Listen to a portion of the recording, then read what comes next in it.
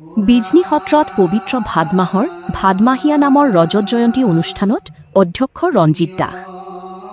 পবিত্ৰ ভাদ মাহ উপলক্ষে চিৰাং জিলাৰ বিজনী সত্ৰত ভক্তিময় পৰিৱেশত অনুষ্ঠিত হৈছে ভাদমাহীয়া ভাগৱত পাঠ আৰু নাম কীৰ্তনৰ বিশেষ অনুষ্ঠান।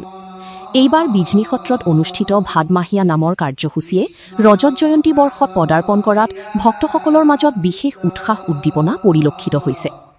আজি বিজনী সত্ৰত অনুষ্ঠিত ভাদমাহীয়া ভাগৱত পাঠৰ অনুষ্ঠানত অসম বিধানসভাৰ অধ্যক্ষ ৰঞ্জিত দাস উপস্থিত হৈ ভক্তসকলৰ সৈতে অংশগ্ৰহণ কৰে। তেওঁৰ উপস্থিতিত অনুষ্ঠানৰ আধ্যাত্মিক পৰিৱেশ অধিক প্ৰাণৱন্ত হৈ উঠে। উল্লেখ্য যে ভাদ মাহ অসমীয়া বৈষ্ণৱ সমাজৰ বাবে অতি পবিত্ৰ আৰু তাৎপৰ্যপূৰ্ণ মাহ। এই মাহত নাম প্ৰসংগ, ভাগৱত পাঠ আৰু ভক্তিমূলক অনুষ্ঠানৰ জৰিয়তে মহাপুৰুষ শ্ৰীমন্ত শংকৰদেৱ আৰু শ্ৰী শ্ৰী মাধৱদেৱৰ বৈষ্ণৱ আদৰ্শ স্মৰণ কৰা হয়।